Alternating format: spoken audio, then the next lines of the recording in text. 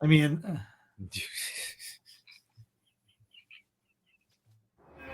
there are growing questions today around a new and deadly outbreak.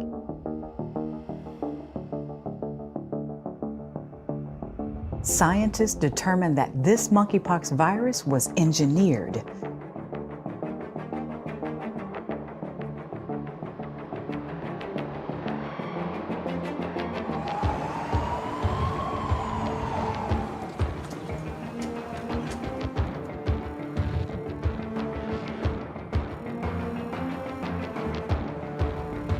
With limited antiviral drugs and no known effective treatments, countries around the world are struggling to control another pandemic with already devastating effects.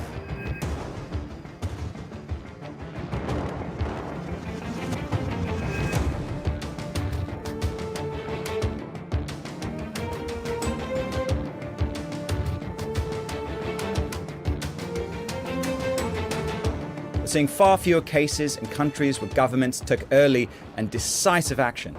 And some international experts are urging the WHO to adopt a phased approach to warnings.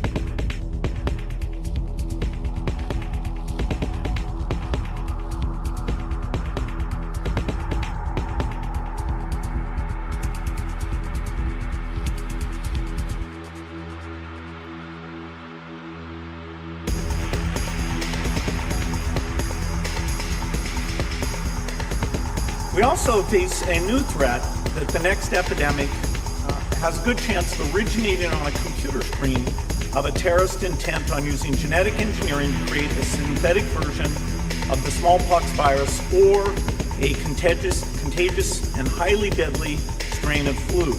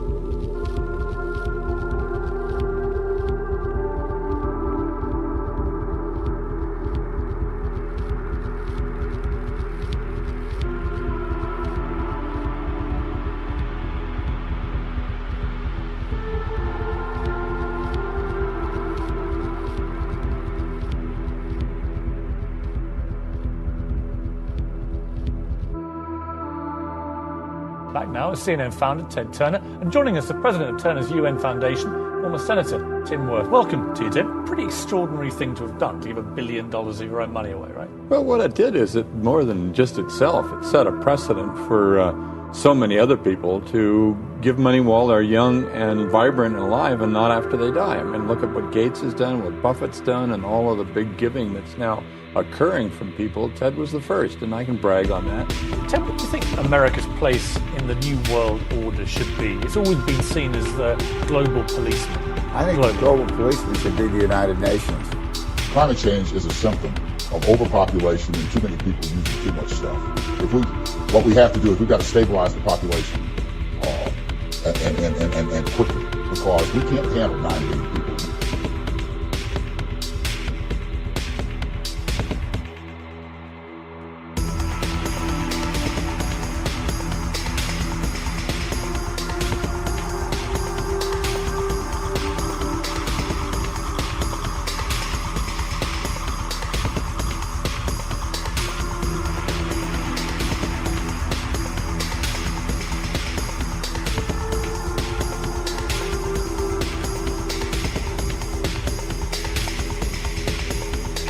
And therefore I invite my dear friend, Ghislaine Maxwell, to tell us how we can own the oceans.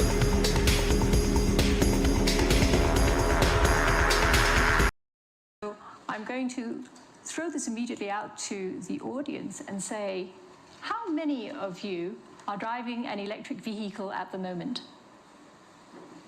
A vehicle. 1, 2, 3, 4. So I would say that probably constitutes less than 5% of the persons sitting here in this room. To yeah, the because gas nobody drives a prices. vehicle. We're going through an incredible transition that is taking place that, God willing, when it's over, we'll be stronger and the world will be stronger and less reliant on fossil fuels.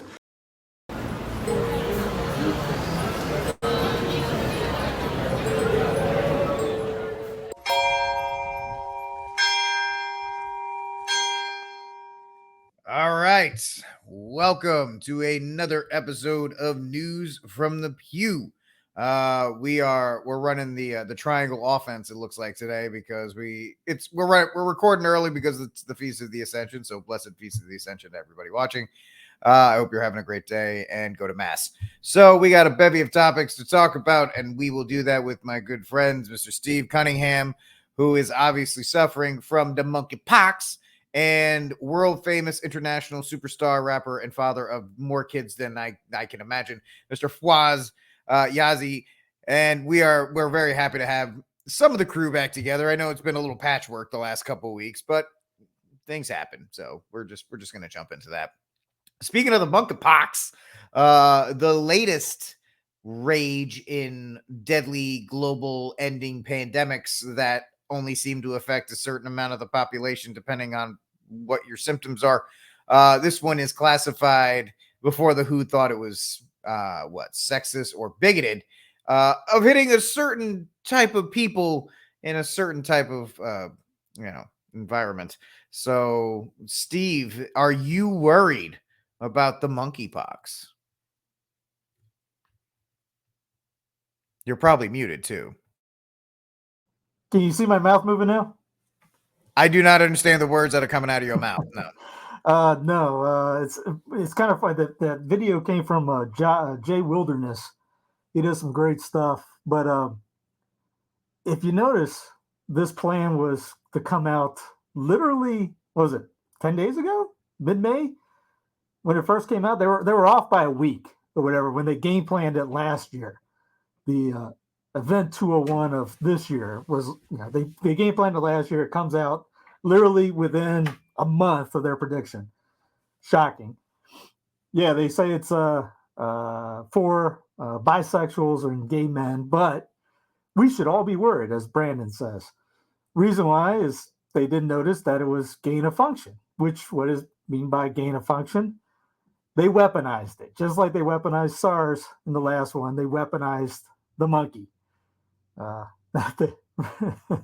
Planet of the I'm laughing at myself. I'm looking at myself. You're talking some Planet of the Apes stuff here, man. They're weaponizing the monkeys. I can't take myself seriously. You would know. I can't believe you can breathe in that thing. I was going to try to go the whole show with it, but I don't think I can pull that off. I was sweating watching you do that, man. That's crazy. Fogging up my glasses. Anyways, this is just the next thing that they're coming down the pipe with. You look who's making all the money. If you look at Unlimited Hangouts, yesterday, 2 days ago, they put out an article about the groups that are making the money off it. There's two companies, big pharma companies, that were going down the tubes, and lo and behold, they have smallpox vaccines, and their stock is gaining rise, just like the last go around. There was guys that were Moderna and things like that were going down the tubes. This thing comes up, they get some money out of it. Follow the money and everywhere. I'll put the links in the show notes. It was in Clown Planet yesterday. Also check out, there was a video they did for about 20 minutes that goes through everybody. We saw in that opening clip who's involved, what their importance, why they were in there. Like Ted Turner, for example, he's for depopulation. He's been out there saying we need to get rid of, what do you say, get down to like 5% or something like that, or the population. He's an insane number for him. He's all about getting rid of everybody else. Yeah. Except More himself. room for the buffalo. I'm sorry? More room for the buffalo he owns. Yeah. I mean, Red somewhere. I don't have this up here. Here's another one. I don't know if y'all seen this. This goes into the population control aspect of things. If it downloaded, there it is. Check this out. The Earth just cannot handle the sheer number of humans who live here. Something has to give. And I believe that it's up to us who have lived a good life to make sure that our children will have the opportunity to live good lives too. I have lived a good life. I have lived a good life. I have lived a good life. I have lived a good life. Agenda 21. Is that real? That's a real video. With the Technocracy, Patrick Wood found, put it up on his website a couple of days ago. But if you follow that website, you'll be up on the itty-gritty on what the craziness that's going on. Was there 80 cases in the entire globe? And those people are trying to scare everyone back into submission. New York City, yes. New York City, yes. New York City, they're bringing back the muzzles. Massachusetts is on high alert right now. There's a country in Europe that went, Belgrade, was it? Belgium. That 21 days of quarantine if you catch it, which 21 days. They have one case, I think, and they went to a 21-day quarantine over it. What else? It's just one of those things. You're not going to let this go. When people said that the Rona was over, this is not over. This is just the beginning. That was just step one. Just like when the lockdown on 2020, they literally called, I still got the screenshot if I want to pull it up. They literally called that a experiment. We just want a test run to see if we can get the CO2 levels down was a 7.0%. They got to 7.6. So and that's what's going on right now. You saw that at the conference, May 22nd to May 22nd to the 28th. They're doing this in Davos and the WHO. We got clips of that, all that. So right now, the WHO is trying to take over the planet on anything. So they can qualify the sniffles, literally a sneeze, as a pandemic. Anything they could think of, they can do that, which will give them ultimate control of wherever you live, shutdowns, quarantines, whatever, the whole 9 yards. They will have ultimate control, and countries and governments are ceding their power to them right now. Yeah. What is nobody talking about? Digital IDs, they're literally talking about starting that worldwide. There's an article right now that says it is there, that it's happening right now. But everyone's focused on something else that happened in Texas. Now, I'm not saying that's a false flag or whatever, but sure, I'm not there. I can't say for sure in one way or the other. Do I believe the media? I never believe the media. Whatever they tell me, I never believe. You shouldn't believe. You should question everything. But, obviously, Rick probably has more info. He lives in the area than others. You just don't blindly see something and go, oh, what else is going on this week? 2 gigantic worldwide communistic takeovers are happening underneath our nose, and nobody's talking about it. Mm-hmm. It boggles the mind how just not to call it insane, but how easy we're taking to focus. Here's what's going on. I put here. You can bring up the YouTube channel of the WEF right now and see them talking about how they want to control your food, your energy. They're literally talking. You're not going to get back down to $3, $2 gas, $1 gas ever again. Kiss that idea goodbye. They're wanting to bring in EV cars, come what may. You saw Brandon talking about that transition that's going to hurt a little bit. Well, that's it. They don't care. They'll fly their private jets across seas to do it. But us serfs, we're not supposed to eat meat. They're coming out with a thing to give you a meat allergy, so you can't eat meat anymore. Oh yeah, the Texas beetle or whatever it is.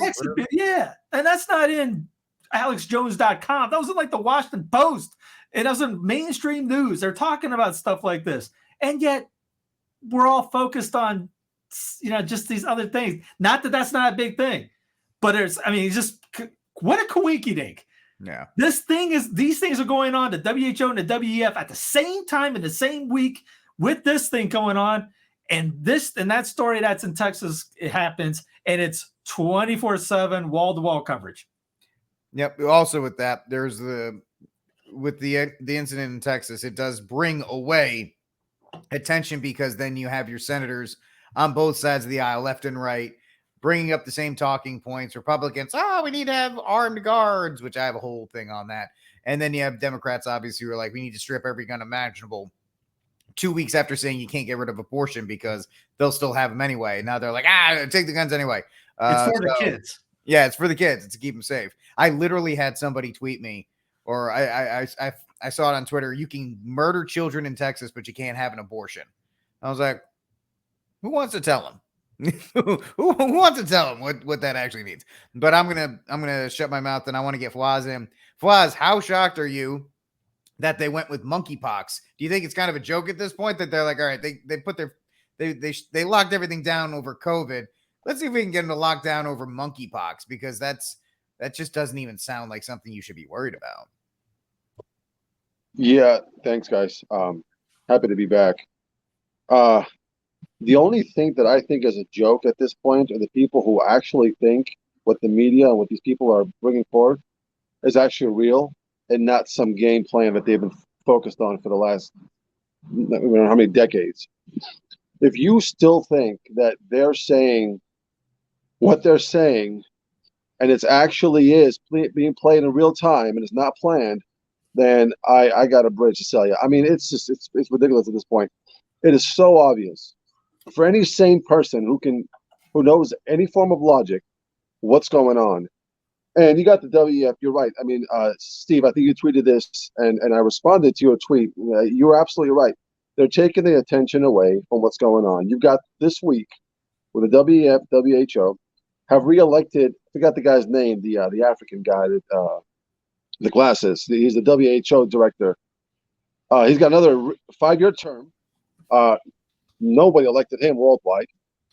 You've got the James Bond villain coming out here talking about how him and his friends are so brilliant that they're going to reshape society for the betterment of themselves and the chips and what may. The thing about the smallpox, though, is the only reason you would operate gain a function is to make it more transmissible, because it's a lot harder to get than COVID because it's not in the air. You got to touch somebody's sores and things of this sort for you to catch it. That's why it was. If they ended up making it more transmissible, then we talk about gain of function. The problem is, we knew they were doing this, yet nobody has the power to stop them because everybody's in on it. And they passing some worldwide treaty with no way to enforce it. To be honest with you, they don't have a police force to enforce the treaty. And what happens in the U.S. and same thing with what happened with the climate treaty with the France Obama treaty. What ends up happening is, in order for the U.S. to administer this, you have to have majority in the Senate. Well, you're not going to get that. So the way the U.S. is going to do it, I think, is going to have some president who's in with the WEF, who's going to say, hey, France and Ireland and England and Scotland and all these countries, if we're going to listen to the WEF and WHO, then we must join too as brotherhood, because we're all in this together. And he's going to sign some executive order without any authority whatsoever, and just put us in this broad form of giving worldwide authority to the WEF and WHO. Well, nobody elected these people to run our lives. Nobody wants them to run our lives. I don't think they're smart to begin with. I think they're evil. And my other problem is we were at the rogation, if you correct me if I'm wrong, period, which is to do fasting and prayer for penance to stop chastisements. And I just don't think there's enough people in the world that are taking this serious enough. They're doing penance and prayer and fasting enough to stop these things. We're also so focused on politics that I think sometimes the faith has been put to the side because we as human beings think that we're going to stop this on our own authority. It ain't going to happen because we're not dealing with just flesh and blood. We're dealing with principalities and powers and what may. We need the help of heaven. And the thing I would say is, I don't think that their agenda is going to succeed. I think it's going to get some headway. I think it's going to shape the world. But ultimately, I think their structure is going to collapse on themselves. I think people are going to die in the process of it because these people are evil geniuses. But here's my thing. If you are going to continue on living your life in faith, stay in the state of grace, do everything you can to stay away from these viruses and keep your families fed and safe.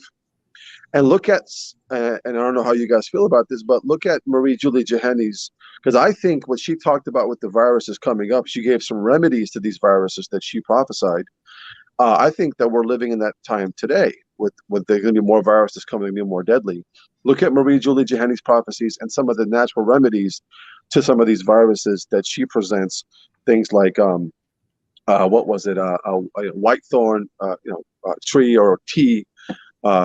Just look that up and try and get some of that stuff in your house just in case some of these viruses look like the viruses that she talked about, so you can be ready to help your family and your neighbor too, and your community.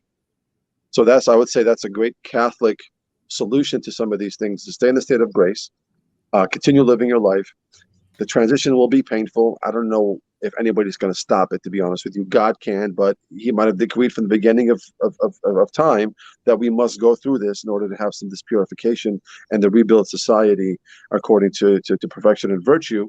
And Our Lady might come and trample on these. We might have our good harvest for 25 years, like she promised. But we just got to get through this, and we got to get through it together. And those who are living a Catholic life can see what's going on, and those who are not, they're duped. I agree. I think this is probably the best time to harden your Catholic faith and not to fall, to find joyful perseverance. And that's what I heard from. And to smoke a cigar. And absolutely light them up consistently. That's the way to persevere. Is that's I actually think it's proven that cigars kill monkeypox. I'm actually pretty sure. Don't quote me. You gotta put something at the disclaimer at the bottom. We're gonna get smoked by the CDs. We're gonna get smoked by YouTube. I'm sorry, guys. Juan brought up a great point about rogation. Garanger writes about that in his day, saying how people aren't even doing it then, and how bad a time it was then. Imagine now when. Most people aren't celebrating Ascension Thursday on Thursday because I guess Americans are too lazy to go to Mass on a Thursday, I guess. I can't remember exactly the reason why they moved it from Thursday to Sunday, but how many people did rogation days this week? Probably not a lot. I only found out about it because Michael Hitchborn posted about it on Facebook. When I read it in Garanger, I was blown away by everything that was talking about. He really got in deep about just the litany of the saints as well. But yeah, this week you had that. Yeah, a lot of stuff was happening this week when the global governance is trying to come at you this week, as bad as they are, as heavy as they are. And what is the good guys doing? We weren't doing much of a lot. We were maybe arguing on Twitter or calling people names on there. And then, when this is going down, I don't know. We're just talking about, we're blasting each other on the guns. Even bishops are they went away from the abortion thing, which is coming out next week on the 31st. Is supposed to be the, basically to take down a rose. The drop down of the Mississippi case will happen on May 31st. They stopped talking about that. And it's been all, we need Second Amendment gun law. We need this. We need this. We need that. We need background checks, which you already got. But this stuff like this isn't being talked about. Do we have a central bank digital coin out there in the world that is being utilized on a daily basis? This week. Whether it's wholesale or retail, and it becomes a superior system. Francois? Yes or no? We have several experiments which are not very far from that. Yep. They are not yet generalized, but they could be, let's say, the next 3 years, probably. It will go quicker on the wholesale side, yes. I guess, because it raises less sensitive questions. Yes. Axel? No, I'm quite glad to hear what you're saying, Francois, on the wholesale digital currency, not coin. I am also a believer that will come in 5 years. Yes, what I try to say is obviously, we still have those huge legacy environment. They need to migrate as well, so we will not yet see all the benefits coming through, but it will come and will be much more efficient, also probably much more secure, lowering transaction costs. On the retail side, I'm much more skeptical. Certainly call it for through technology an ability for consumers to measure their own carbon footprint. What does that mean? Where are they traveling? How are they traveling? What are they eating? What are they consuming on the platform? So individual carbon footprint tracker.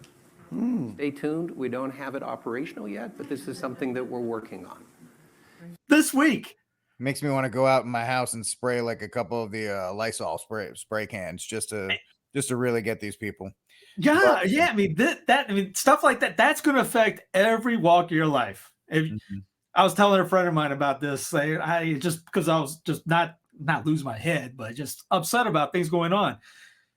There's going to be a time coming. You're not going to be able to, I was talking to the group of guys where I'm in a group that's all over the planet, from France, Italy, South Africa, Australia, and all worldwide. Mr. Worldwide over here. Well, I mean, I think locally, act locally, but we got to get people all over, and then they can think locally and act locally at their local levels. But I was telling guys, because one guy brought this up, said this is like an Elizabethan era, that we're going to have masses at our homes and things like that. I go, that difference is they live close to their parishes.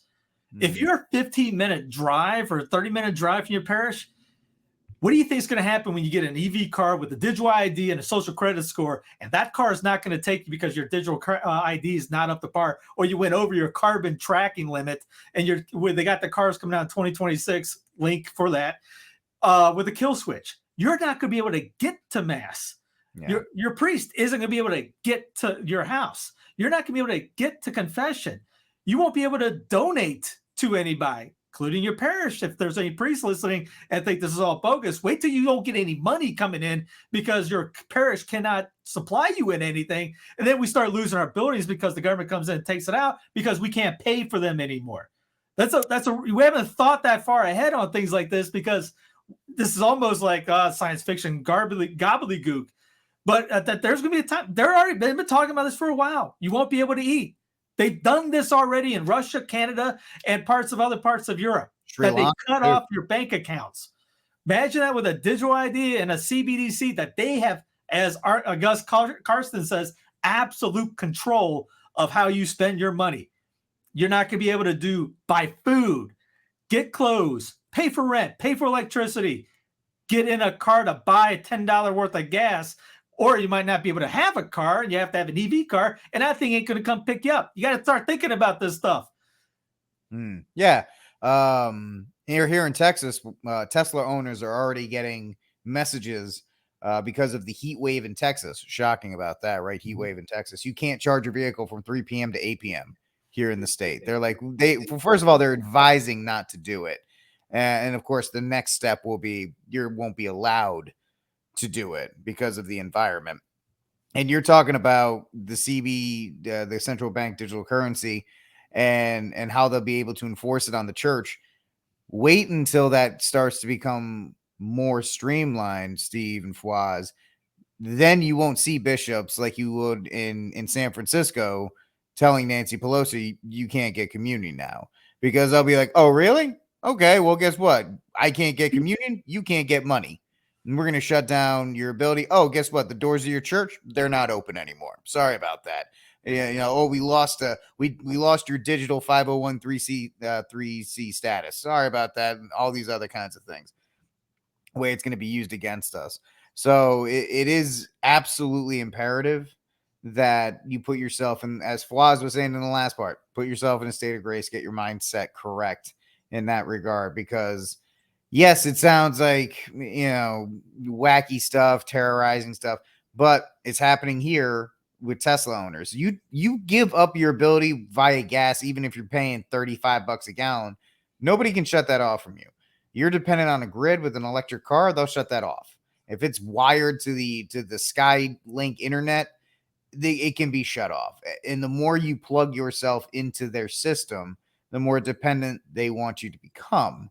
And that's the end goal, is to have a dependent population. Now, I think, which means nothing, if we can hold out long enough, kind of like with COVID, they got to 78% of the population got one jab. And then it dropped drastically for 2 and 3 jabs, meaning there's a certain number of people they're willing to accept, and then the rest they'll write off as a rounding error, and they'll just kind of leave alone because it's not worth it to go after them. I think if we can last out long enough, we can become that rounding error. I think we should be all right. But Steve, that takes more of the think locally. You'd have to actually get into closer communities to be that rounding error where they're just like, you know what, these 1,000 people in North Carolina that live out in this rural area, I don't really care about them because we have the cities and we have everybody else is on digital ID. I think if they get to a threshold point, 85, 90% of the population that's on board, they'll leave the rest of us alone. Yeah, that goes.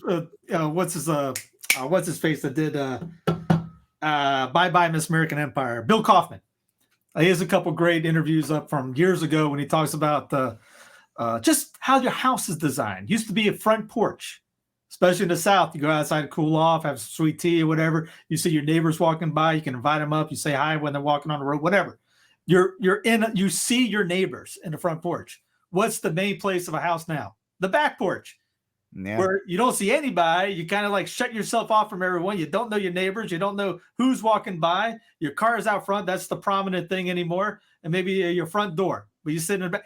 Our mindset even for that. Get the eggs. Have some chickens at your house. Get somebody that has a cow. There's creameries all over. You got the finerawmilk.com or whatever it is. Move closer to a parish. Yeah. That was the thing with John Senior in his book, not Rebuilding Christian Culture, Death of Christian Culture and Resurrection, Restoring Christian Culture or something like that. He's got the two great books on that. But he talks about how the church was in the center and people lived around it. Now you can tell in a Catholic town versus a Baptist Protestant town. In a Catholic town, the church is the center. In a Protestant town, it's the courthouse. So you can definitely see. No, I'm dead serious. Like I'm surrounded here in Texas. Yeah. Like the center of town are the courthouses. Yeah. Right. That was their symbol of all that stuff. Now, Fawaz, you did what we're talking about. You moved down to a place where you could be more reliant. And obviously you told us you just kind of just picked the place and went. And did you take all of this stuff factored in? The location near church? Obviously you can check the community because you were like, I'm moving in regardless. But all these other things, you took this stuff into account. And I always bring it up because a lot of people are like, well, Steve, well, Rick, you guys are saying just move. Well, guess what? Fawaz did it, man. Fawaz just said, I'm taking care of my family. I'm getting out. And I always like to highlight that, Fawaz, because I'd like to at least give people the reassurance that, hey, it's possible. Yeah, it is possible. You got to rip the Band-Aid. That's the whole thing. You know, you can't sit there and dwell on it. We did it after COVID. We ripped the Band-Aid. That was our Band-Aid. But yeah, of course I took that into consideration. Unfortunately, the Lat Mass is far away from me. I've always lived an hour away from Lat Mass, no matter where I've lived. But I knew when I came into Berea, Kentucky, that this was an agricultural town. Most people here grow their own stuff. We have like farmers markets on a daily basis. Even heck, the college itself, although it could be a little bit liberal in Kentucky standards, the college students they attend the college for free. It's their job to grow food and slaughter cattle and take care of the property. My rooster is screaming at me now. It's their job to do all of that. And what's cool about that is this is a self-sustaining town, community-based, self-sustaining. That was a huge factor for us to move here. We just got lucky that I had two homes and one property for my in-laws to move in. But I do have a parish that's 5 minutes away from here. It is a Nova Sorta parish, but the priest himself, I've hung out with him. I smoked cigars with him. He's kind of a closet traddy. He does say the Lat Mass, and he will say it in my house if we want him to.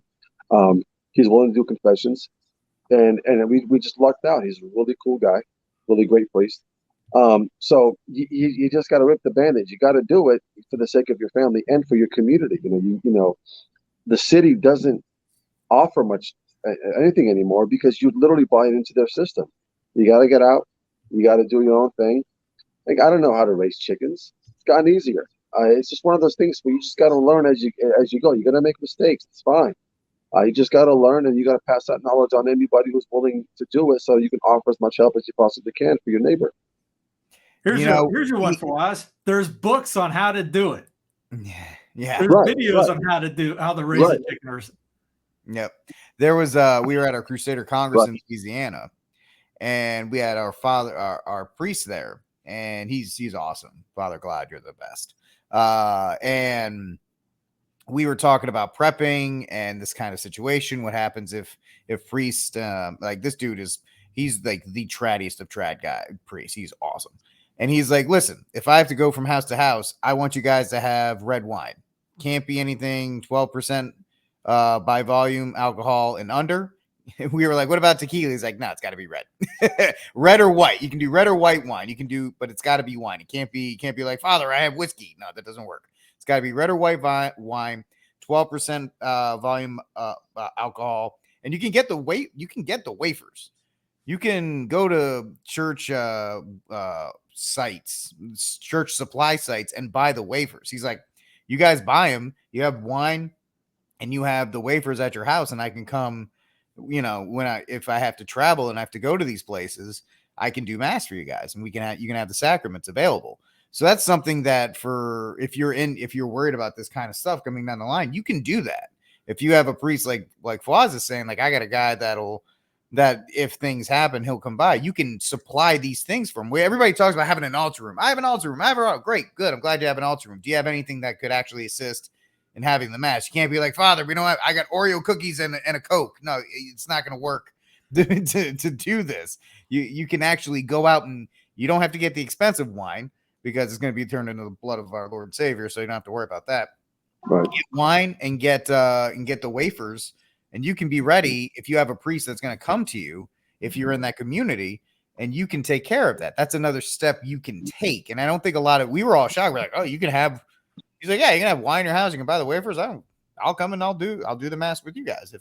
If that's the case, you got to find these priests. You got to lock in with them. And if you have the ability to, get those supplies ready for them. We have one priest here. He's Byzantine from Ukraine. And he's been talking about this for over a year now. He's over a year has been warning people, saying, have this ready for me at your house when this time comes. He said he grew up in this stuff, saying you got to watch what's coming out. This is what's coming. And I was already ahead of it before. I knew of it before we were talking about it. My brother priests don't see this coming, he said. But this isn't the warn. This is just if you turn on the TV and watch the weather update and says, hey, it's going to be 80% chance of rain on Friday. It gives you an idea that, hey, it's probably going to rain on Friday. You should be prepared. You can live without a lot of the stuff we have right now. It might just get uncomfortable or inconvenient in the sense of you might not have electricity. You might not be able to go to the grocery store. Okay, what's your plan? Have a plan ready, just like anything else. That way you don't get caught with your pants down and you can say, all right, this is going on. We're already ready. We're already prepared. We're already living that way. Like for Waz is with these cats and chickens on the farm, etc. We got already people would know that creamery. There's a butcher we know of. There's a guy we know where the chicken. We're hoping to get out of the rental so I can actually do more things. We got to get out of the lease and find something. So this isn't something that's happening next week or next month. He still is. As he said on the video, probably about 5 years to go before any of this really hits. I've seen everywhere from 2 to 5 years for the CBDCs. The digital IDs are coming. Again, I had it ad nauseum on Saturday's show and yesterday's show. Just check it out. I got the links there to provide. All you got to do is look at it and use it. It's not something I'm making up. So anybody says I'm making this up, fine. Come at me. Tell me what I got wrong. I got the links. I want to be proven wrong. So it's not like I'm sitting here going, I'm right. Listen to me. No, I hope I'm the dumbest, wrongest guy on the world, as I said on the other show. But so far, this is exactly what's happening. And just, you got to be prepared for what's coming. Joy. St. Philip Neri's day to day. Love the joy. There was problems going on, bigger problems then than we have. And he had joy out the wazoo.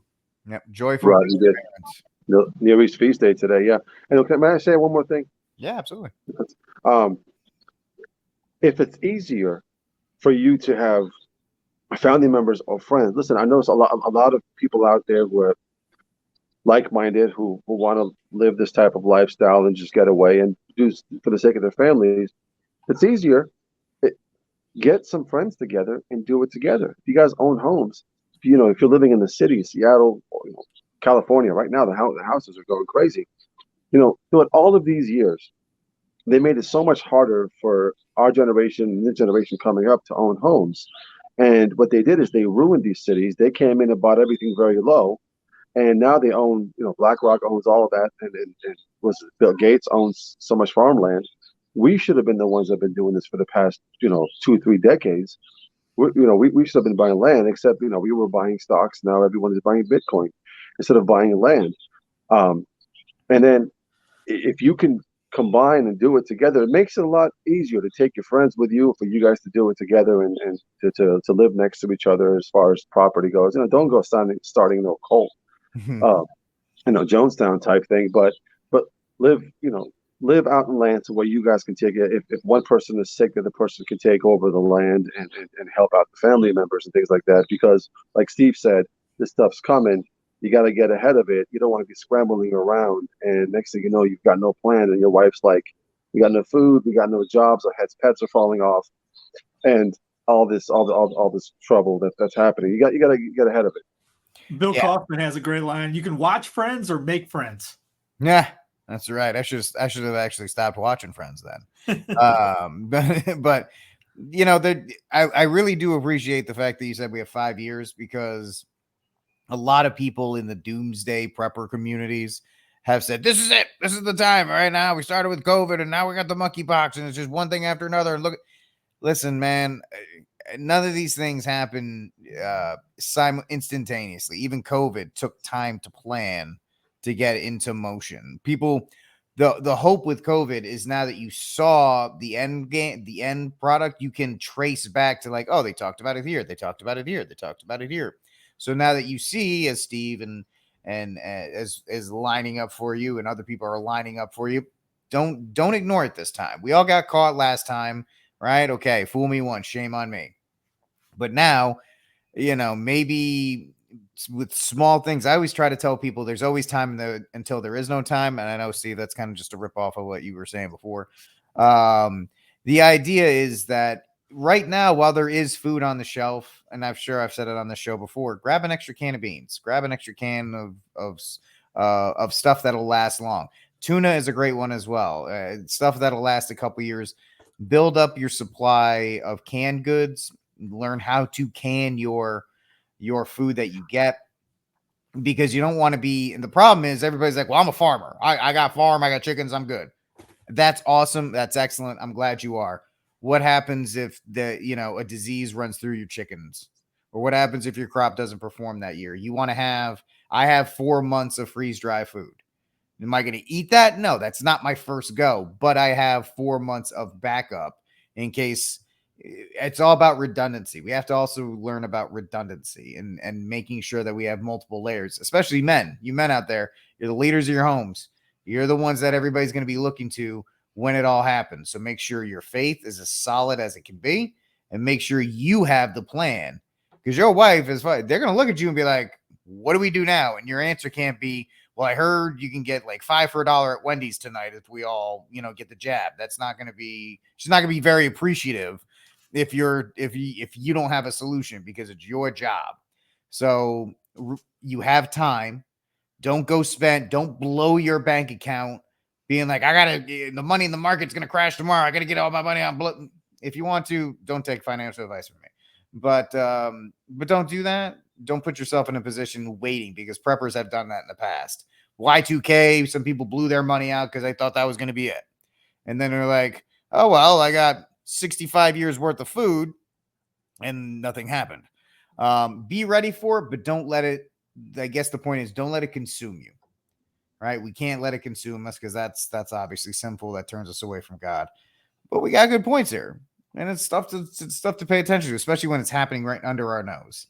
Now it's tough because we have things that happen. We had Buffalo last week, and now we had the situation that's unfolded in Uvalde, Texas, which is about an hour and a half outside of San Antonio. And it's tragic because you had 19 kids who were slaughtered, and then I believe it was 4 adults who ended up dying because a kid who didn't have a dad, a kid who was thrown away by society, and I mean that, he was tossed aside by society, decided to be able to afford $6,000 worth of armament, which, believe me, I'm the armed Catholic. I can't afford a Daniel Defense AR-15. That's $1,800 unless you want to donate one to me, which I would take.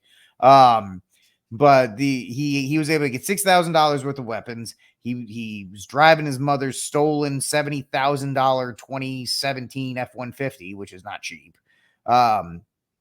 And you had a police department that just stood back and allowed this whole thing to happen. But what are they talking about? They're not talking about the fact that this kid was tossed aside by society. We don't talk about the fact that this kid is even his friends, the friends that he did have, said that he went down this path at the start of the lockdown.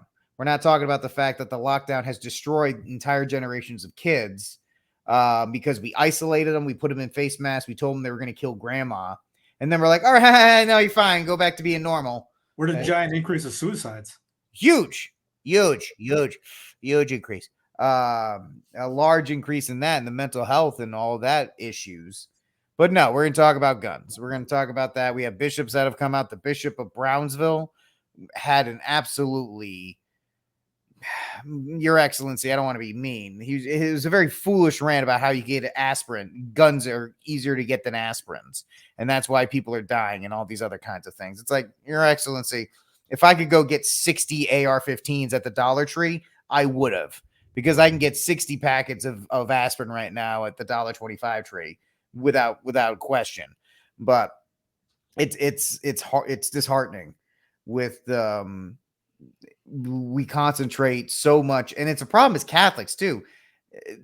Guns, we've had guns around for such a long period of time. Only recently have we seen they be used in such a manner in this country because we transitioned away from family values, however you want to structure that, into a culture that is just soaked in death, whether it's abortion, whether it's sodomy, whether it's hookup culture, whether it's transitioning. It's all death. It's all different forms of sin and death. And this stuff is the natural result of it. So I'll throw it to Flaz first because Steve's been leading off a couple times. Flaz, your reaction to what happened in Uvalde and thoughts about what's going on with the arguments we're having as a result of it. Well, first and foremost,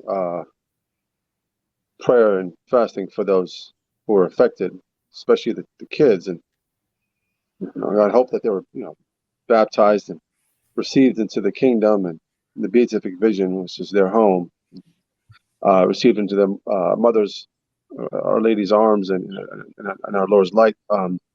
That's my prayer for them and for the healing of their family, because this is horrific. You got kids who woke up that morning and had their cereal and put on their clothes and got on the bus, and unfortunately were, it's hard to put that blame on anybody. But if we had a solid Catholic culture, I mean, I did a little rant on my Instagram yesterday talking about when you delegate your duties as a parent to strangers in government indoctrination camps, which is called public schools, that very system that turned those kids, the 18-year-old, is the very system that he turned against, those poor kids. And so I want to get that out of the way, and then we have to pray for them, for the kids and for the families, because we are Christians, and this is our response. In tragedy is to call on God in heaven and to all of the saints in heaven for assistance. Second of all,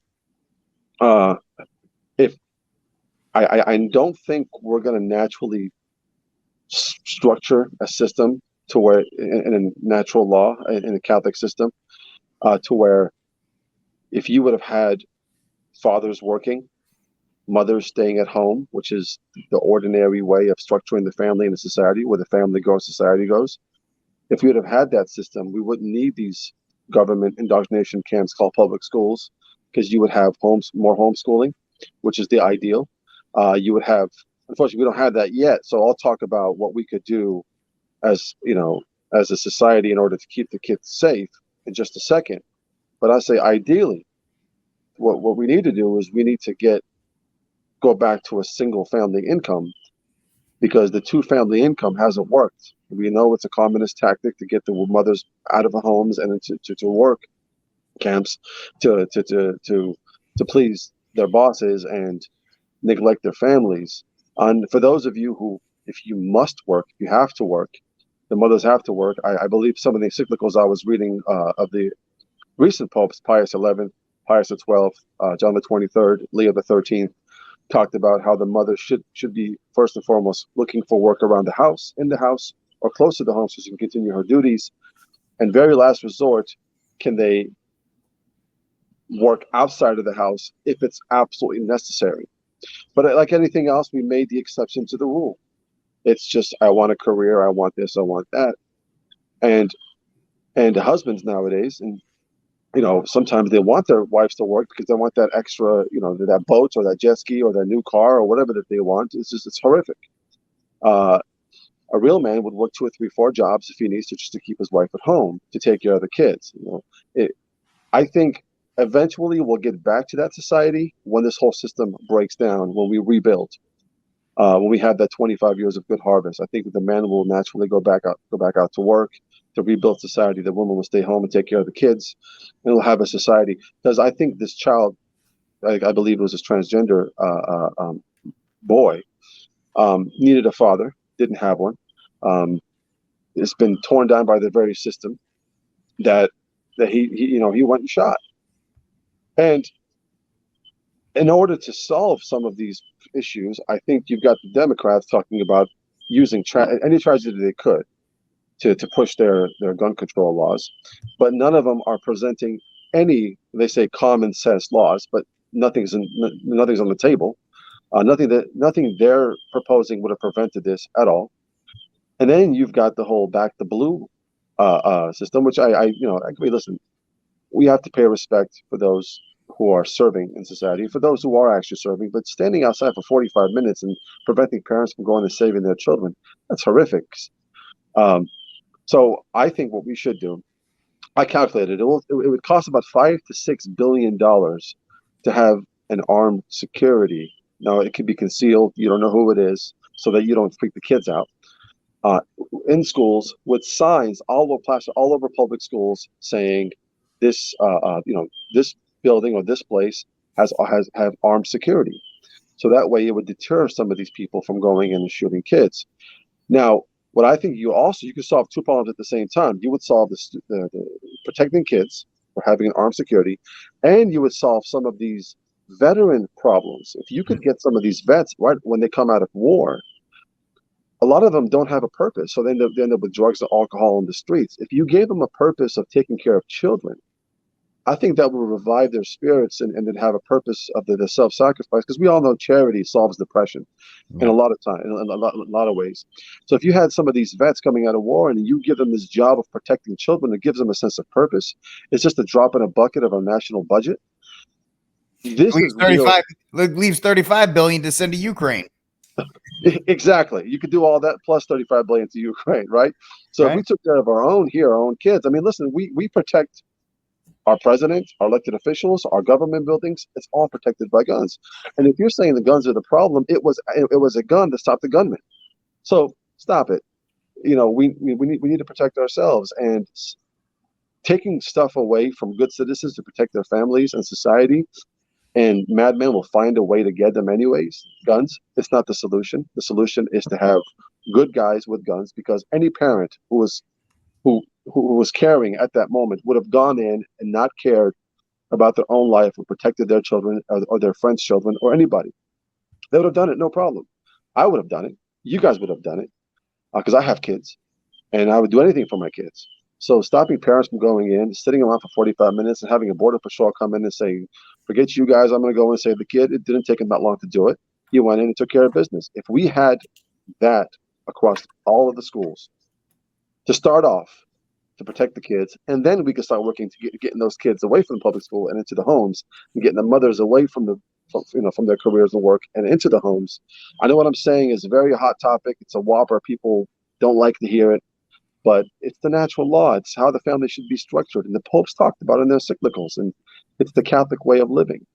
And which also we have to force somebody, not force, but get these corporations with these CEOs to pay a fair wage Leo the 13th John the 23rd talked about this, a fair way so that the wife can stay home. Yeah. And we need so all of these things, I think, is a solution to some of these problems that we have right now into the system. And I'll give a chance for Steve to comment. Before he jumps in, the deadliest school attack in the history of these United States of America was in 1927. It wasn't with a gun. It was the Bath schoolhouse bombing, killed 39 elementary kids. And that was without one shot fired. And that was in 1927. So don't tell me it's all about guns, and because as Floss said, you get rid of them, evil will find a way to on this plane, in this fallen earth, evil will find a way to accomplish what it wants to do. Now I'll shut up and I'll let Steve jump in. Oh yeah, look at the United Kingdom. They have a knife violence problem. I saw this going, wow, look how many tweets Cardinal Shupage put out on this subject. This is just in one sitting. His intern was busy. Did I hear this about abortion? Nope. Heard about climate change. In climate change? I mean, wow. I saw this one. The Second Amendment did not come down from Sinai. That goes into the incorporation love right there. And I was able to find, you can do this at home. You can experiment with this. Check out what your state constitution is. I don't live in the state of Illinois, but it took me 25 seconds to find the amendment for the right to bear arms in the state of Illinois. It's Section 22 in the Bill of Rights. Texas, Section 23, Article 1, Section 23. It's not hard to find. So the whole idea is, it goes back to, I remember Mike Church was talking about this long ago. Him and Gutzman had a great thing on the incorporation doctrine. Goes back to thinking locally in the sense of, well, first off, you got to get rid of the 10th Amendment. Why is that even there if everything's incorporated? Why do we send money to, if you live in North Carolina, why do you send money to somebody in California that's running for office? Herschel Walker is running in Georgia. I guarantee people that don't live in Georgia send him money. Worry about your backyard, in a sense. So the Second Amendment is just what the Congress shall not, what the feds cannot do to the states. Each state has their own constitution. If not, get rid of the states. Let's become Russia. Forget about it, right? So Dr. Woods has a book, 33 Things of History That You Didn't Know, or something like that. Or anyway, he writes about was the Wild Wild West really that wild? That was a chapter of his book. And he mentions how everybody in the Wild West was armed. But it was people with morals that were carrying arms. He said in 1 year in 1980, there was more crime than in a decade in the Wild Wild West. And we act like that was everyone's out there shooting each other, capping each other. No, I mean, even you read like Father de Smet, you read about the Indians. These people would have tables set out. And if they weren't at their table to sell something, people would leave the right currency there for them. And maybe they didn't show up for the next day, but it didn't steal from them. Today, morals is out. You have bolts on everyone's doors. When we grew up, we were able to take our bike and go down to the park for all day and come back. Mom and dad didn't think anything of it. Just be back home by sundown. Name me a parent today that's going to tell their kid to do that. They don't even let them go play in the front yard without a camera looking at them anymore. When we went to school, we didn't have any of this. We had coaches policing the corridors, where the hallways. If you screwed up, you didn't play. I remember what the biggest fight we had in my second high school was a girl that took a knife to the guy's throat. He was 6'7" and could have rolled her like a pretzel and threw her out, but he did this number to corridor. I ain't doing anything. And so he wasn't going to get thrown off the team. She got in all the trouble. We didn't worry about anybody shooting or anything like that, even though I was the backup to Cory Booker, who we just bailed out of jail for attempted murder. I'll never forget it. He was a great dude. He had gold teeth, everything. He was like one of my best friends. Phil Petty was the quarterback of Boiling Springs. Like, if you do that again, they're going to find you in a gutter. This guy, I don't know if he would hurt a puppy, but he had that look to him. Anyways, Obama comes out with a tweet about having a moment of silence for all the kids that killed or anything. What was it? Moment of silence, or let's have some thoughts about this. He drone killed so many people. If he did it for every day for 3 years, you wouldn't get enough. You wouldn't make up for all the people that he drone bombed. And he's out there telling everybody about how, this is terrible which it is, it's terrible. But look at who's telling you what these morals. Chucky Schumer talking about the blood that's running down from these. It's okay to have blood from infants. How many dead babies are we up to now? A couple 100 million? These guys are losing their minds off what I think they added all together 600 kids in this year. What about Chicago? Cardinal Superage is in Chicago. Most restrictions in any city. Mayor Lightfoot talks about that. We got to have all these gun regulations. Let's have more gun regulations. Chicago, one of the most deadliest cities in these United States. Shootings every weekend. You can't swing a dead cat. I guarantee after next weekend, Memorial Day weekend or this weekend, you're going to see a lot of shootings this weekend. It will be in the headlines. Nobody's going to talk about it. Baltimore, same thing. DC, same thing. All these don't want to play Pepsi versus Coke, but it's mostly in these Democratic-run cities, and that's what these things happen to it. The more Denver is getting worse and worse. I saw an article like that. It used to be a very red state, now it's very blue. You got all these weird vices coming in. You got a gay man as a governor. You got trannies in the Congress. You can't live there anymore because of prices. Now there's all kinds of car thefts, robberies, violence downtown. I remember the homeless was bad down there when I was doing Uber. I would never drive at night downtown doing Uber, even though it was getting up at 3 a.m. But I told my wife, I took a nap downtown at 4 a.m, 4:30 a.m. She says, is that scary? I go, no, usually gangbangers aren't up at 4 o'clock like Jocko to do their gangbanging. So what the problem is virtue and morals. As I was going to say, Enoch. Shout out. We don't have any virtue and morals. I mean, we're in a Protestant. It's almost like germ theory and terrain theory. We're in this whole germ theory idea that this germ's bad. It's terrain theory on all this, from viruses all the way up there. Our terrain is bad because it's rooted in Protestantism.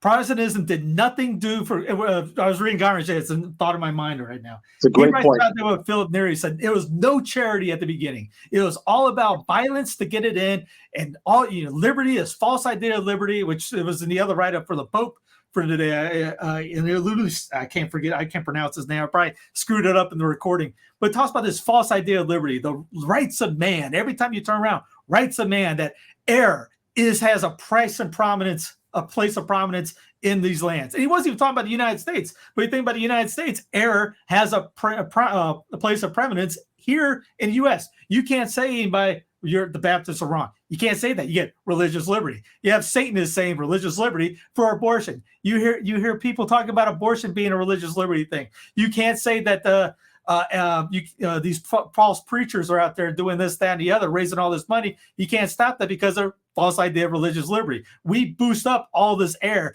We have no truth in this life. We don't like truth. And when you say truth, you will get cremated by it. It's hard to go out there and say, we got to stop killing babies because it's murder. Look what will happen if you do that as a public figure on a public thing like Twitter. They will crucify you online in the court of public opinion. They love air. We live in an air-driven society.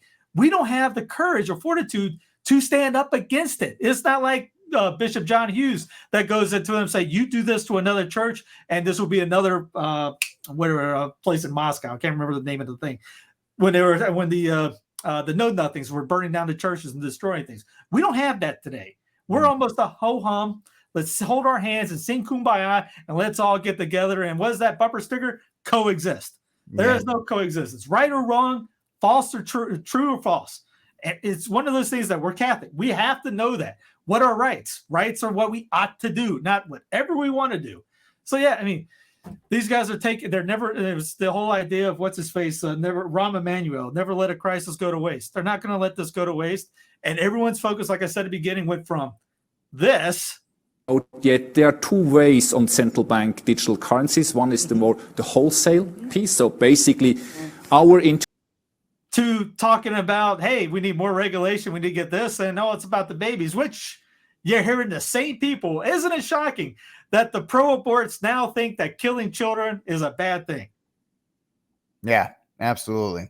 My final thought on Uvalde is from the armed Catholic standpoint is if you want to defend these places, if we're going to have public schools, which we should have homeschooling anyway, we shouldn't really have public schools or neighborhood schools. It should be the most. And people don't like this because then they're like, it's a prison. Shut up. When I was a teacher, dude, in 2013 and 14, I was doing backpack checks for weapons in downtown Dallas through metal detectors. So don't tell me it's going to look like a prison now, because they've looked like prisons for 25, 30 years, at least in downtown schools. But if you're going to defend these schools, you need operators. What am I talking about? I'm talking about, like Fwaz was saying, vets who know when the bullets fly. They don't get scared, like this CPB agent, this Border Patrol agent who's been on the border. He's seen some stuff, so he wasn't waiting around for this stuff to go down. He's like, all right, I'm done with this. I'm going to take care of it. While the traffic cops in Uvalde, no offense, guys, but y'all got the 15. Y'all love your 15% discount at Applebee's, and y'all love being told back the blue and thank you for your service. But when it was time to put your life in the line, you're like, it's not safe enough for me yet, while kids are getting murdered. So what you need is stone cold operators, and they can be in suits, they can be in plain clothes. I don't care, maybe even put them in suits to show professionalism to students and to boys, and as an example, being professional. But when that bullet flies, I want them to drop. Like, I don't know if you all saw the first Resident Evil movie. They had suitcases, or they had briefcases, and when they dropped it, they were MP5s, and they just brought the stock back, and they were ready to return fire. I know I'm not. If you're going to come after my kids, you're going to come after kids in a public school, I want you to meet a wall of bullets. That's what I want. I want you to meet a wall of bullets, because the end result is either this guy dies or 19 innocent souls die. For me, that's not a question. That's not even like you're going to argue with me whether the dude that wants to commit violence should meet a wall of violence to him, because the catechism tells us. You can check me on it, armedcatholic.com under the magistry. You can't come at me and say that that's not correct. I got saints, I've got the catechism, I've got popes. You want to come and hurt innocent life? You want to hurt the youngest among us? What did our Lord and Savior say? Ye among you who are going to hurt these children. You know what? Then guess what? I want the coldest operators that are like, you want to hurt these kids? I'm gonna light you up. And so that's it's not a great solution. I understand that, but if we're going to exist within this structure, that's what's got to happen. The school resource officers, they're not tactically trained. I'm sorry if you're a school resource officer. Most cops don't pick up their gun except once a year to qualify. They're not Jack Bauer. They're not John Wick. And if you serve and if you're a good cop, I understand. And I'm sorry if I'm insulting you, but most of them don't. They don't. If you in New York, the statistics of how many shots it takes from the NYPD to actually hit a suspect, it'll drop your jaw because they don't practice. And so the idea here is that you need people that this is their job. Operators from the military, that's fine. Blackwater, I don't care who it is. I want guys that are ready to defend the children there, because I don't ever want it to be, we had to wait 40 minutes for the situation to settle. I want the situation to be over in 5 seconds. I want the kid to step on the campus with his chest puffed out, and that's it. Because it's not against our nature as Catholics to defend innocent life. And I'm sorry, Supich, and I'm sorry all these people are anti-gun. If they're so anti-gun, they're so anti-gun, but they haven't made a decree. They haven't made a decree from their position saying you can't own them. You know why? Because they can't. They can't, because they're going against the magisterium. They're going against our faith. That doesn't mean we go and look for violence, but if violence approaches us, we have every ability among us to push back. And guarantee the government's not going to disarm themselves. Yeah, and we just gave We just gave those weapons that everyone's scared about. We've been airdropping AR-15s into Ukraine like it's our job at this point. Yeah, with a little bow on them, saying "Go at it, guys." Yeah, here's a sheep and a Humvee and an AR-15. Go get them. Like whatever, dude. So yeah, and then you have these men. You guys are absolutely right, because these men they don't mind going across seas and sacrificing themselves to protect the country. So when they're done with their services, you already have that virtue in them. They're already ready to sacrifice themselves for the citizens, across the sea. To tell them that when you're done with your services, now you get the chance to sacrifice yourself and protect children. That virtue's already there. and then they get jobs immediately. They're getting paid for it.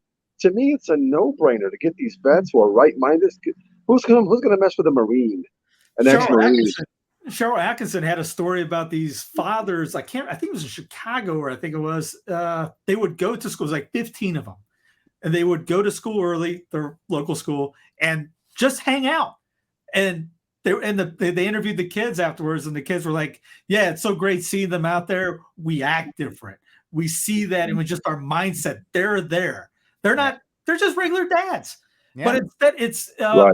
What was Mike Glover has a great video out. I think he's a fan of Census Fidelium. I saw him in Denver a couple of years ago at the Marion conference. We're all fans of Census Fidelium, buddy. Everyone loves it. And he's a former Green Beret, and he's called My Thoughts on the Shooting. And he talks about, I don't want to outsource my parenting skills to someone else or outsource my security of kids to someone else. Right. Again, with these guys, they're taking the matters in their hands instead of going, hey, there's a problem. You do something about it. They're doing, I'm going to do something about it. Yeah, you protect my kids. Ownership, right. And then acting on it. Absolutely. Absolutely. Yeah, it's a really open and shut case. And the more we find out about it, the fact that the police waited for the feds to show up. And the DPS tactical team was called in by the city of Uvalde. This is coming out right now.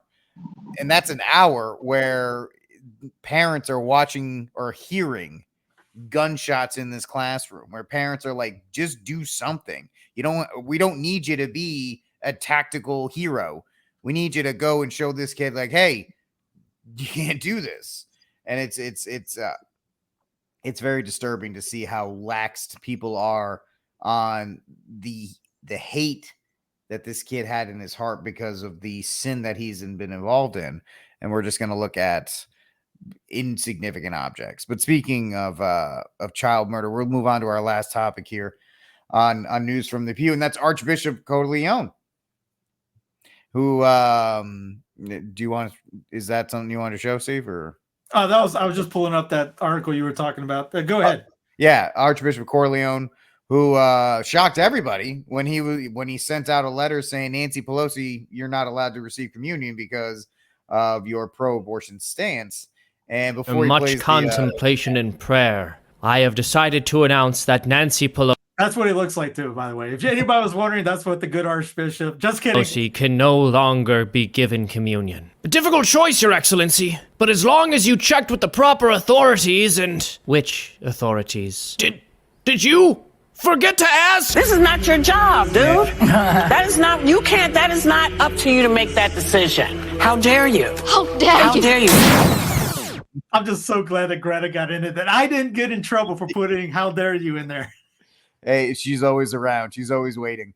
Seamus. Give Seamus a follow if you don't on Freedom Tunes. Good Catholic. Good Catholic man who's always on that Timcast. He's always pushing back against their secular stupidity on that show. So give him a follow if you don't. But yeah, the idea that he came out and everybody was shocked. Like, what? An archbishop is telling somebody they can't receive communion? And this is going to be interesting. You said Roe's going to drop next week, Steve? 31st. That's Judge Napolitano talked about that, saying he was getting rumors that it was supposed to drop 2 days ago when the shooting happened. Yeah. And he said that was fake news that somebody was telling, but it's supposed to come down to 31st of May, according to Judge Knapp. It's going to make bishops choose, because bishops have been able to hide. Well, it's the law of the land. It's Roe v. Wade. Who am I to judge? All these nonsensical things they always say. Now that this is back to the states, guess what, Bishop? Now you have to step up.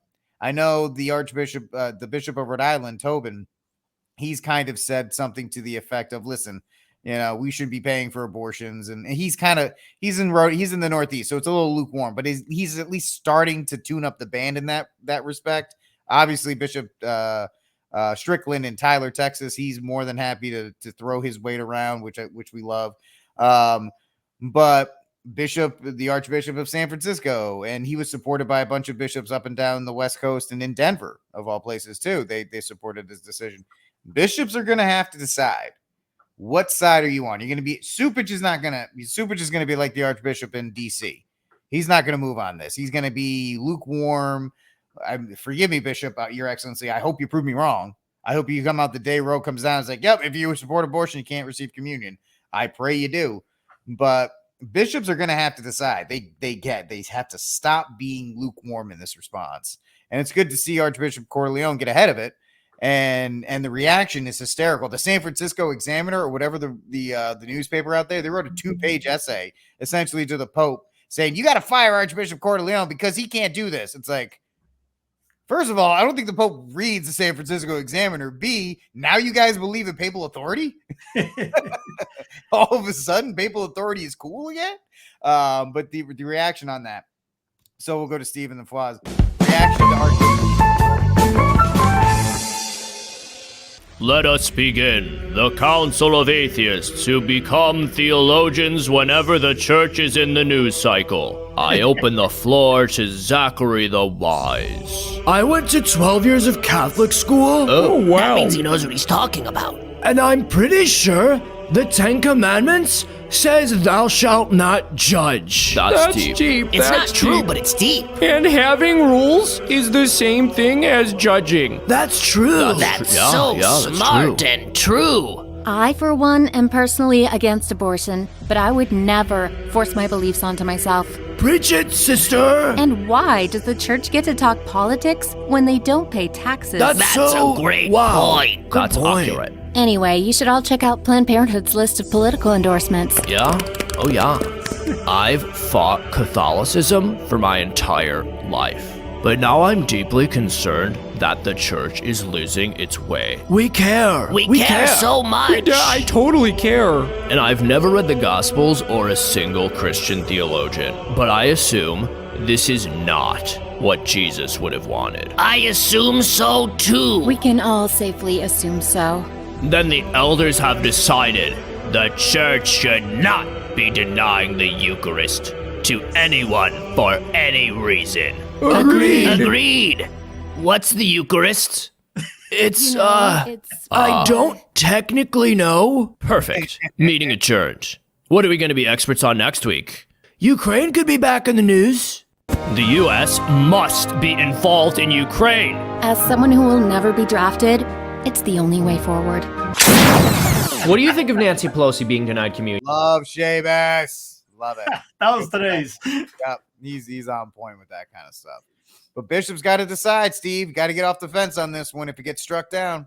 We as laity got to back them up and tell them that we support them and pray for them and do penance for them and do everything on our end too. We just can't be armchair quarterbacks or bleacher yellers or anything like that, or sitting up there saying, you suck, you do this, or we can't do that to the priests and things like that. We do a great job at doing that. We have no problem telling this priest doesn't do this right. You suck at this. You do this right. We'll make videos telling everyone how bad they are and things like that. It's hard. It's easy to destroy, but it's hard to build up. So we got to get to the point of we got to start building up. We can start with ourselves and then do penance, have masses set for them, offer sacrifices and penance, fastings for your priest. They need. I mean, there was a thing of you have a great saintly priest, you're going to have great laity. If you have a good priest, you're going to have so-so laity. If you have a poor priest, you're all going probably to hell.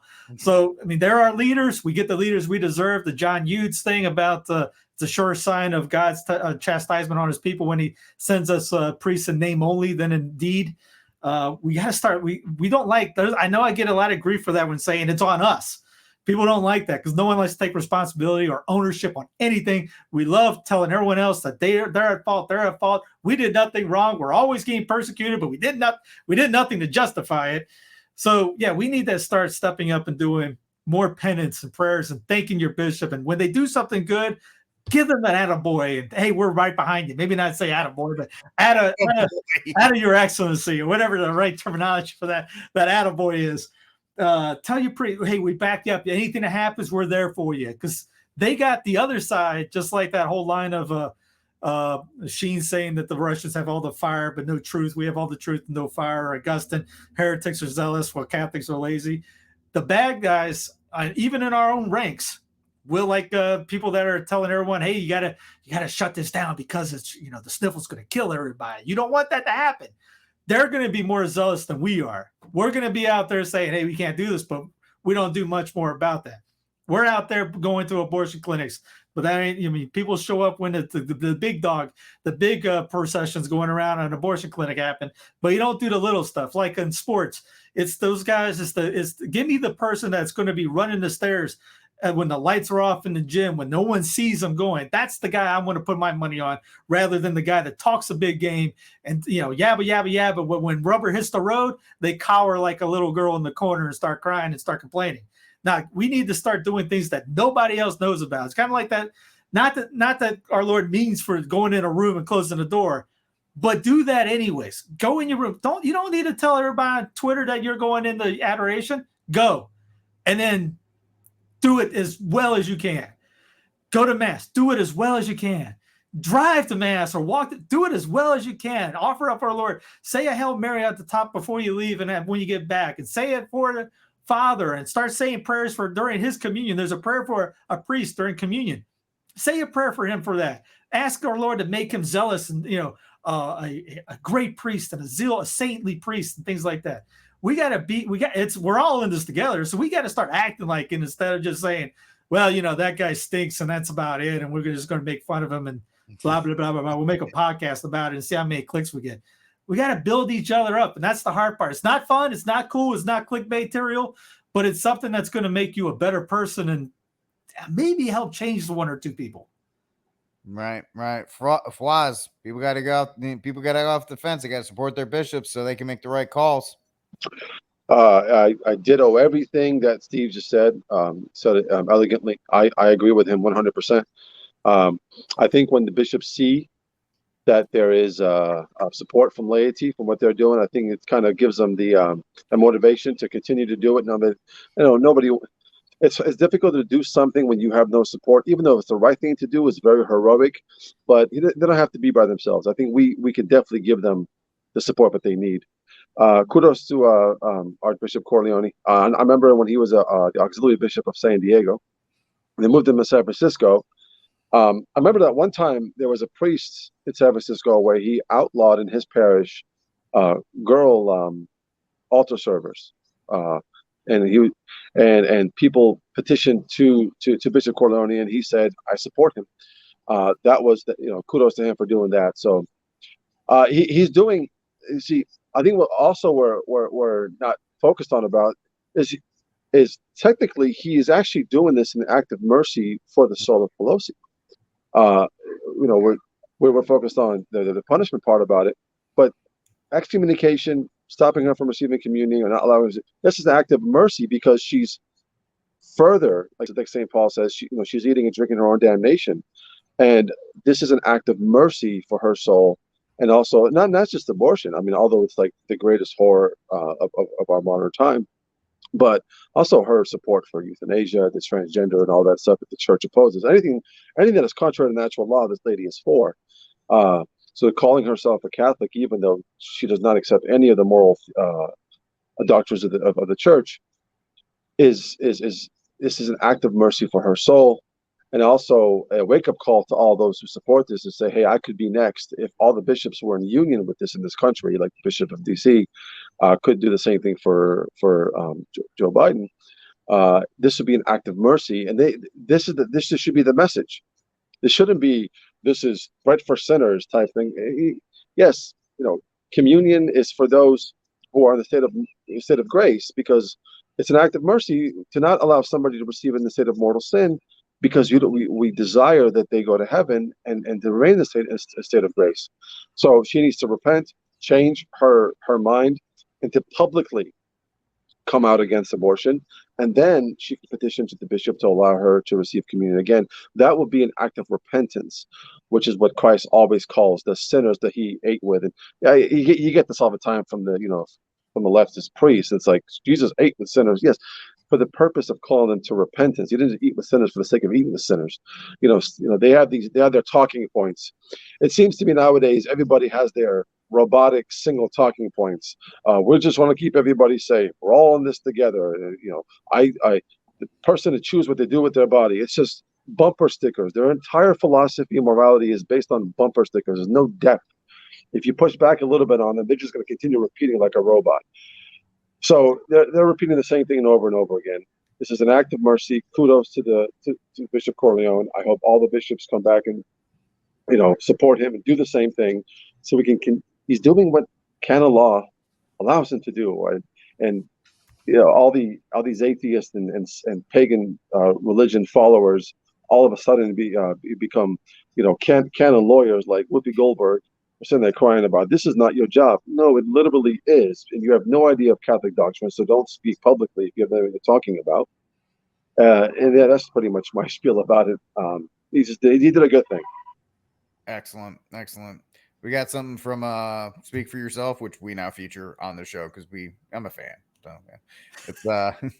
It's although the guy he had on last night. Problem is that we've forgotten God and that we're made in the image of God, and that it's our job and our responsibility to train and teach our children with that same type of education. The fact that we lost 18, 19, I think it's like 21 if you count the adults that were there too, 21 people. We see that people in situations like this, particularly at school where we send them off to get educated, a safe environment, there is no way that we should think that our children should come back from us worse than the way we sent them off, let alone not coming back at all. We expect the environment to be safe and nurturing to develop them into fuller, better human beings. A couple weeks ago, after the leak of the SCOTUS decision, that everybody was arguing on the left the complete opposite way.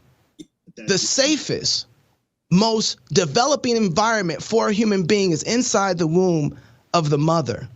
And we were just arguing that she should have the right and we should allow for human beings to be treated with the death penalty in the safest environment. It's no accident that type of cultural approval. We even went to the Senate to say, hey, let's codify the murder of millions in the womb. You can't operate like that and not expect a pus of that type of wickedness to come out in your society. Yeah, he's completely correct on all that. When we're, like I was saying before, you're soaked in an environment of sin and death, abortion, transgenderism, sodomy, hookup culture, contraception, take your pick.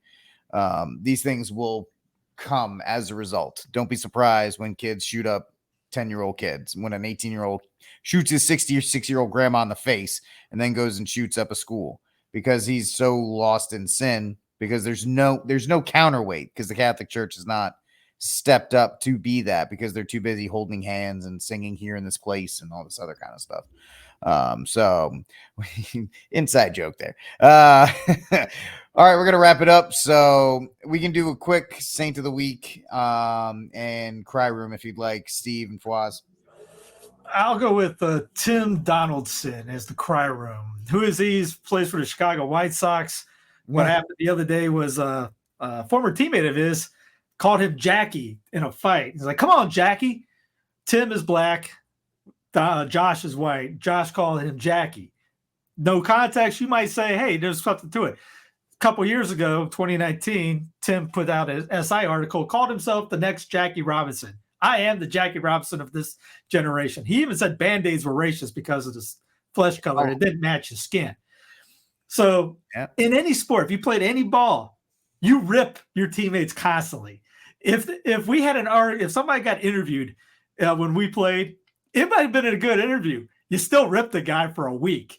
That was all it was. And if he said anything that was funny or off cuff or sounded dumb, they got cranked up even more. So if this guy, when he calls himself the next Jackie Robinson, that's open game. I'm calling that as he did. He said the guy called. We talked about this all the time. We laughed about it. Called him Jackie. I mean, that's a stupid comment to call yourself after a legend that went through the problems that he had to go through. If you watch 42 off the late. I forget his name. He died a couple years ago, last year or the year before. Chadwick Boseman. Yeah. It shows you a little bit of what he had to go through, but he had to go through a lot. And what these guys are talking about now, where I'm the next Jackie Robinson. What? You don't have anything. You're getting paid multi-million dollars to hit a ball. And yeah, the guy's a good player, but it's one of those things like, come on, dude. So he's making a big deal. Josh got suspended for a game. And the other guy called another white dude a blankety blank blank. And he got a little slap on the wrist. He got a 1-game suspension. But the other guy for calling Jackie, Antonio Russo, his co-manager, said that was a racist comment. Jackie? So I go, it's one of the dumbest things. You talk about clown playing. That was the leadoff the other day. No pun intended for baseball. So he was the cry room. Saint of the day, Saint of the week. I'll go with all the bishops that put a line in the sand to talk about the sticking behind Archbishop Corleone, who led the way, which we need. We need leaders.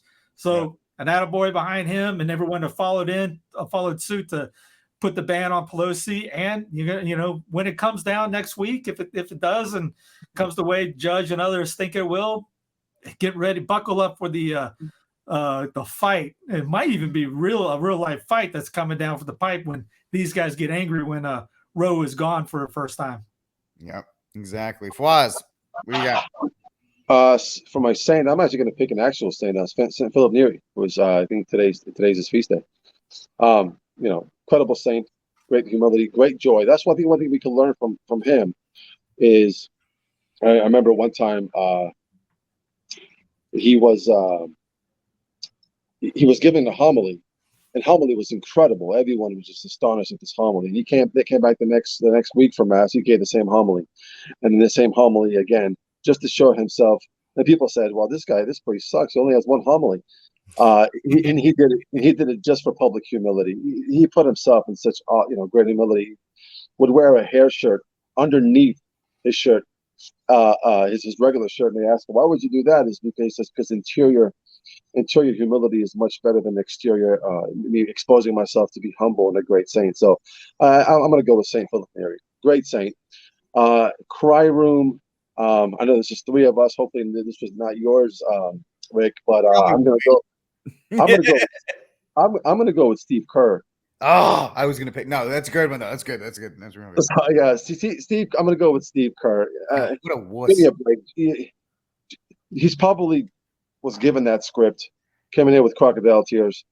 Give me a break. This is the same guy who had a security guard removed from a school in 2020, I believe, who was protecting. And here he is talking about we need to do something. And there's something that he's proposing is what? Like, what is your proposal? Just do something? These are Democratic talking points. They got all of their puppets, coming up with the same ideology the Democrats are coming out with. I don't buy it. I'm sorry.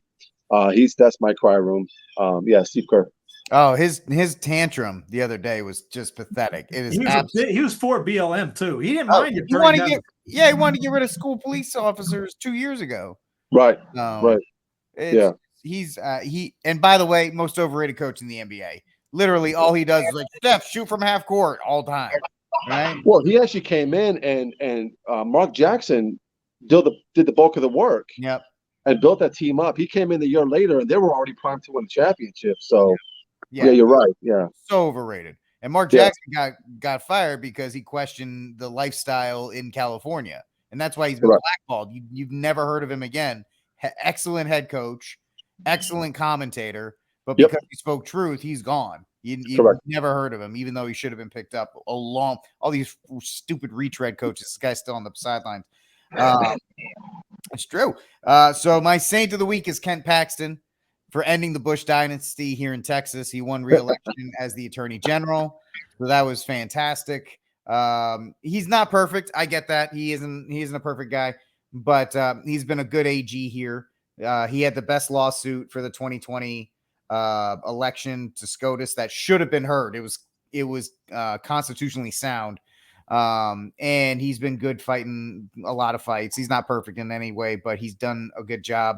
And, George P. Bush, they wanted him in that attorney general spot. So when Abbott runs for president or puts his name in the ring for president in 2024, they were going to slide him into the governorship because that was the ultimate goal. So Ken Paxton axed all that. So good for him. I'm going to put the Uvalde PD in the cry room. I don't give a crap what your excuse is. 40 minutes listening to kids get slaughtered. And I said this on my show today. Those kids have been told, those 10-year-old kids were told time and time again, oh, you trust the police because the police are the guys who are going to save you. They're going to protect you. These kids are like, where are the police for 40 minutes while they're calling for tactical gear? You know what, dude? I'm sorry if this is sack up, Some of us are going to die, but we all got to go in and try to save these kids' lives. And they chose not to. They chose to keep themselves alive in the ultimate act of selfishness. And I'm still absolutely over the wall with their cowardness. And it is an act of cowardice. We saw it in Parkland a couple years ago. When these police officers have the opportunity to step in and be the hero that we watch on TV and read about, a lot of them, and it's a human emotion, I get it, but you sign the paperwork, you sign the contract to do it. I didn't sign the contract to be a police officer, so I'm not expected to do that. You are, even though SCOTUS doesn't say you have to, but that's a different story for a different day. But yeah, the Uvalde PD goes in the cry room for me because cowards, there's a special place in hell for you guys. And so it looks like that's going to be it from News from the Pew. I want to thank Fwaz. Go check out his album, Traditionis, on all major platforms right now. And his new pro-life. Is the pro-life song on the CD, or is that just is that separate? It'll be on the second CD, which I'm releasing December 27th. Perfect. But it's on his Instagram, so go listen to it right now because it's absolutely And YouTube, yeah. And on YouTube, yeah. So check it out. Check out his album Traditionis. Check out his pro-life song on his YouTube channel. As always, Steve Cunningham from Census Fidelius, Clown Planet News, all his great stuff as well. I'm Rick Barrett. Check me out at thearmedcatholic.com, on Instagram at thearmedcatholic if you'd like me to come and do a USCCA course for you guys to protect your church or area from monkeypox and whatever else. God bless. We'll talk to you next week. Happy Feast of the Ascension and Viva Cristo Rey.